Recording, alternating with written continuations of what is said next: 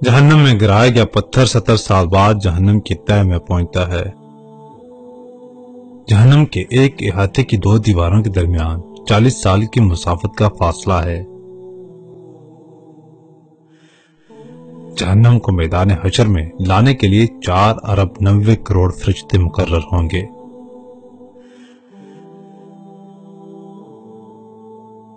جہنم کا سب سے ہلکا عذاب آگ کے 2 جوتے پہننے کا ہوگا، جس سے جہنمی کے دماغ کھلنے لگے گا۔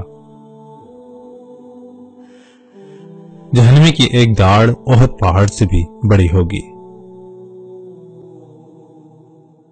جہنمی کے جسم کی کھال 42 ہاتھ موٹی ہوگی۔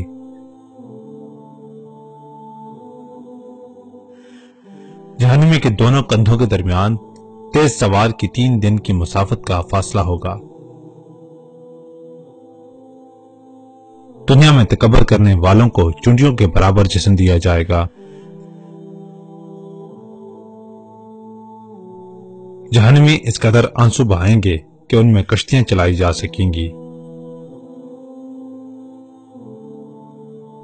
جہنمیوں کو دیے جانے والے کھانے کا ایک ٹکڑا دنیا میں گرا دیا جائے تو ساری دنیا کے جانداروں کے اسباب معیشت برباد کر دے۔ جہنمیوں کو پلائے جانے والے مشروب کا ایک ڈول دنیا میں ڈال دیا جائے تو ساری دنیا کی مخلوق کو بدبو میں مبتلا کر دے۔ جہنمیوں کے سر پر اس قدر کھولتا ہوا گرم پانی ڈالا جائے گا کہ وہ سر میں چھید کر کے پیٹ میں پہنچ جائے گا اور پیٹ میں جو کچھ ہوگا اسے کاٹ ڈالے گا اور یہ سب کچھ قدموں میں آ گرے گا۔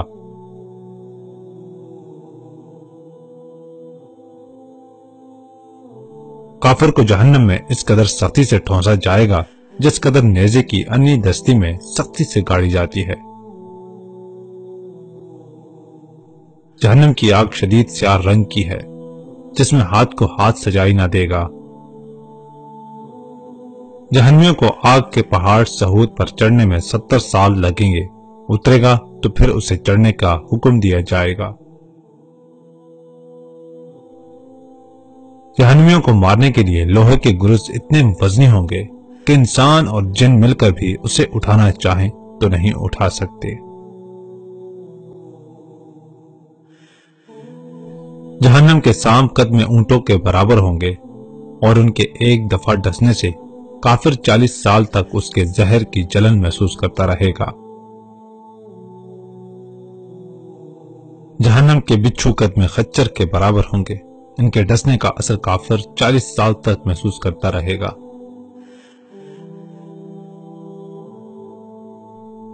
جہنمیوں کو جہنم میں منہ کے بل چلایا جائے گا۔ جہنم کے دروازے پر عذاب دینے والے 4 لاکھ فرشتے موجود ہوں گے، جن کے چہرے بڑے ہیبتناک اور سیاہ ہوں گے، کچلیاں باہر نکلی ہوں گی، سخت بے رحم ہوں گے اور اس قدر جسم کے دونوں کندھوں کے درمیان پرندے کی 2 ماہ کی مسافت کا فاصلہ ہوگا۔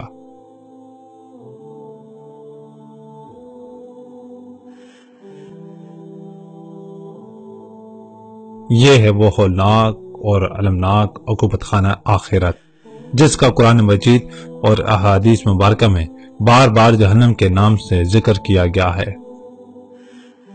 اللہ تعالی ہم میں سے ہر مسلمان کو اپنے فضل و کرم اور احسان عظیم کے صدقے اس سے محفوظ اور مامون فرمائے۔